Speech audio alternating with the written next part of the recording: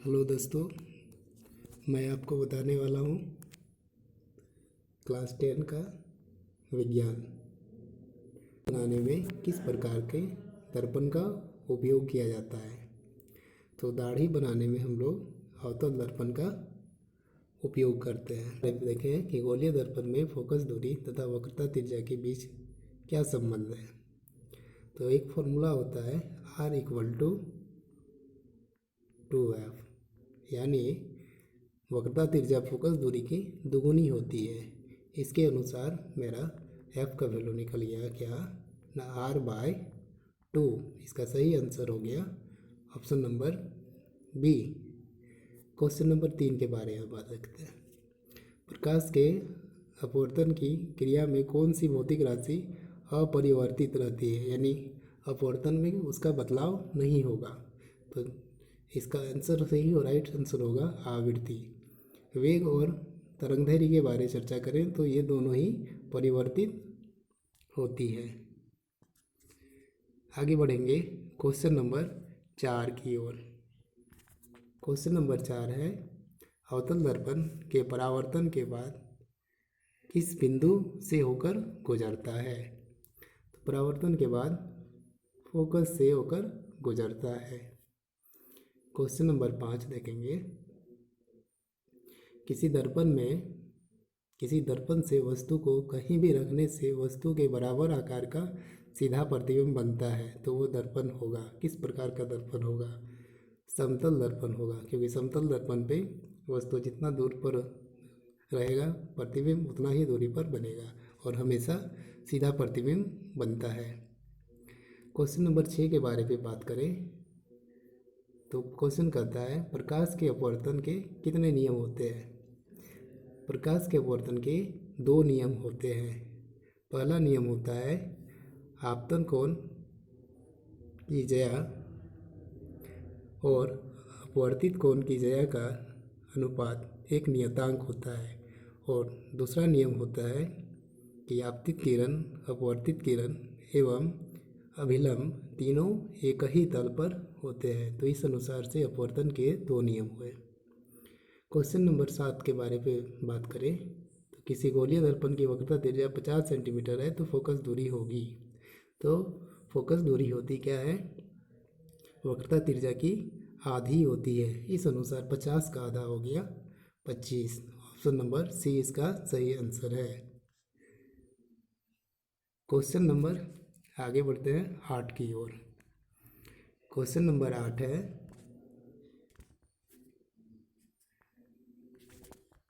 1 metre focus दूरी वाले उत्तल लेंस की क्षमता होगी।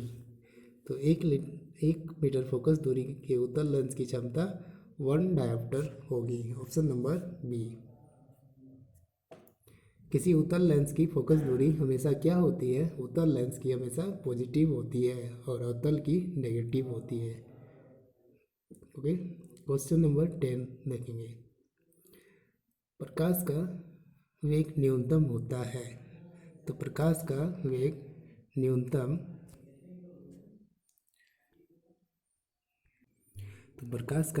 वेग कांच में होता है। ओके, इसका राइट आंसर है डी। क्वेश्चन नंबर 11 के बारे में बात करें तो किसी 4D क्षमता वाले अवतल लेंस की फोकस दूरी होगी। तो 4D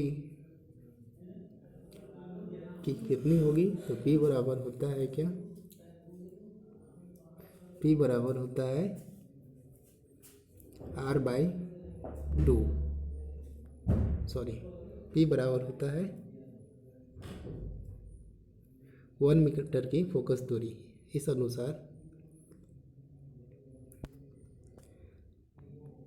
अनुसार से क्या होगा हमारा P = 1/f, यानी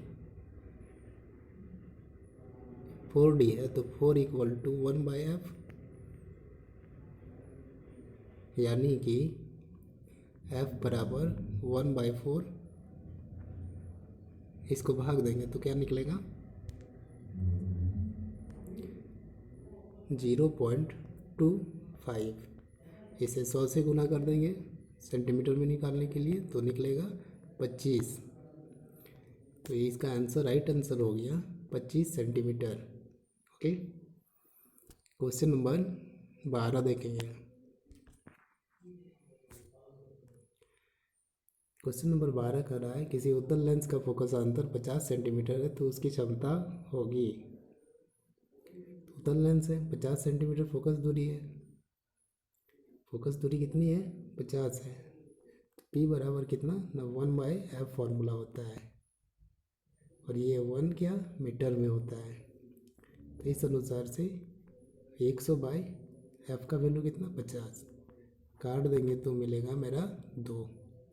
तो इसका राइट आंसर हो जाएगा 2 डायोप्टर। क्वेश्चन नंबर 13 देखेंगे। क्वेश्चन नंबर 13 है, प्रकाश की आवेग सर्वाधिक होगी, तो सर्वाधिक होगी निर्वात में होगी, क्योंकि यहाँ कोई माध्यम नहीं है। क्वेश्चन नंबर 14 देखेंगे, दिए गए प्रकरण में कौन ऊष्माक्षेपी है? तो ऊष्माक्षेपी श्वसन को कहते हैं, श्वसन अभिक्रिया में ऊष्माक्षेपी अभिक्रिया श्वसन को कहा जाता है। क्वेश्चन नंबर 15, चिप्स के पैकेट विकृत गंधता से बचाने के लिए कौन सी गैस डाली जाती है? नाइट्रोजन गैस डाली जाती है। ओके, क्वेश्चन नंबर 16 देखेंगे, जंग लगना किस प्रकार की अभिक्रिया है? जंग लगना संयोजन अभिक्रिया है। ओके, इसमें क्या होता है ना, Fe मतलब लोहा वातावरण में ऑक्सीजन और वातावरण की आर्द्रता से अभिक्रिया करके Fe2O3 बनाता है, यानी जंग का निर्माण करता है। ओके, क्वेश्चन नंबर 17 देखेंगे, दिए गए अभिक्रिया में किस पदार्थ का उपचयन होता है? ओके, तो उपचयन यानी ऑक्सीजन की वृद्धि किस में हो रही है? कार्बन में हो रही है, तो कार्बन इसका राइट आंसर हो जाएगा। क्वेश्चन नंबर 18 देखेंगे। क्वेश्चन नंबर 18 में क्या कर रहा है, दिए गए कौन सी रासायनिक समीकरण संतुलित है? तो इसका आंसर होगा डी, इसलिए कि यहाँ पे D2 लिख सकते हैं, 2CuO, 2 बैलेंस हो गया। ओके,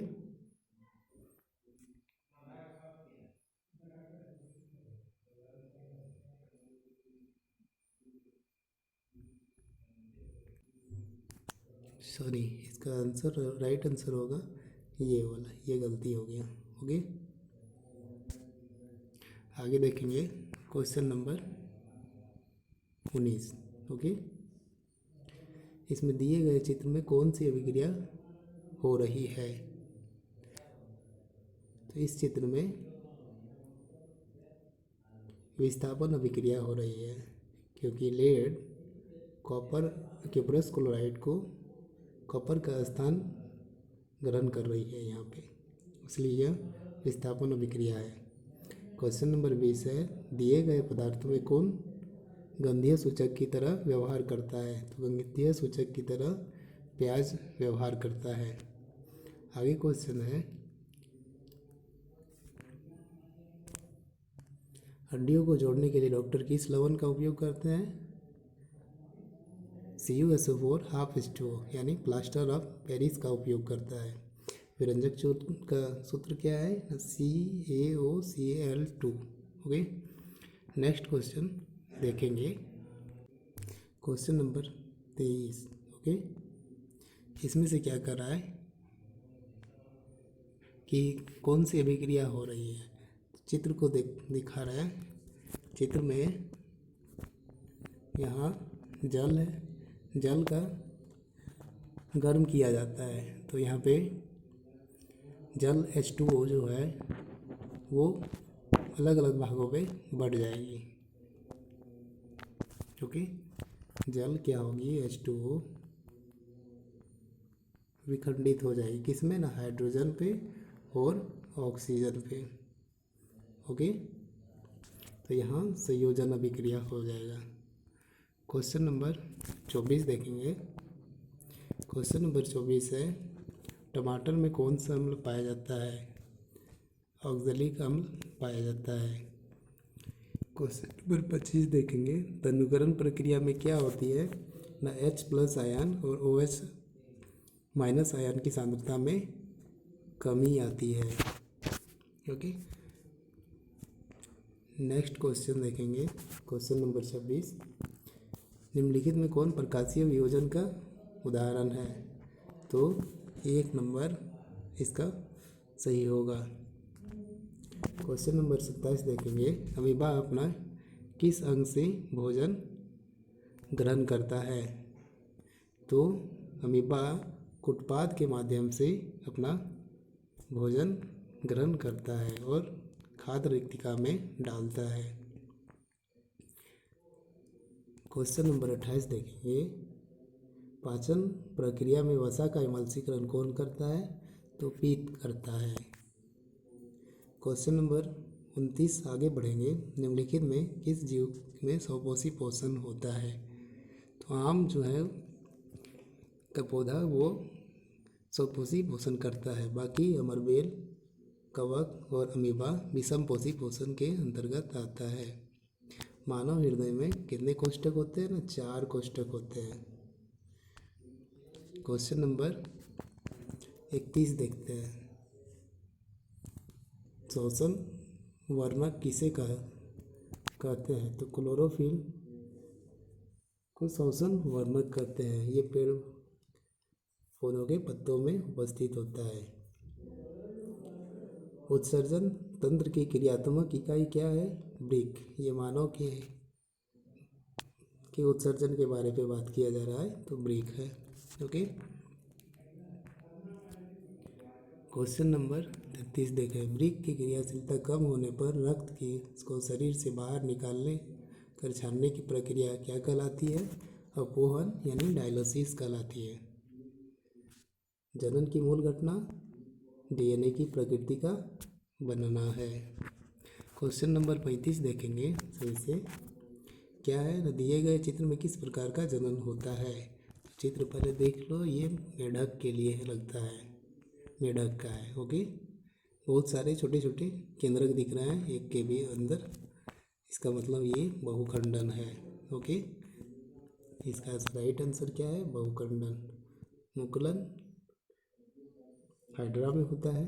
ओके, विखंडन अमीबा में होता है और पुनरुद्भवन आलू में होता है। ओके, अगला क्वेश्चन है। नर युग्मक और मादा युग्मक के संलयन को क्या कहते हैं? निषेचन कहते हैं। लड़कों में यौवनावस्था के लक्षणों का नियंत्रण कौन हार्मोन करता है ना? टेस्टोस्टेरोन करता है।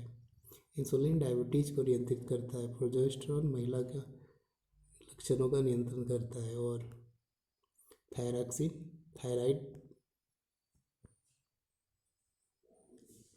ग्रंथि से निकलने वाले हार्मोन है। सौर स्थिरांक का मान 1.4 W/m² होता है। क्वेश्चन नंबर 39, जैव गैस का मुख्य घटक क्या है? मीथेन है। और क्वेश्चन नंबर 40, महासागरीय तापीय ऊर्जा प्राप्त करने के लिए महासागर के पृष्ठ के जल का ताप और 2 मीटर की गहराई के जल के ताप में कितना का अंतर होता है? 20 degree Celsius. Okay, thank you for watching.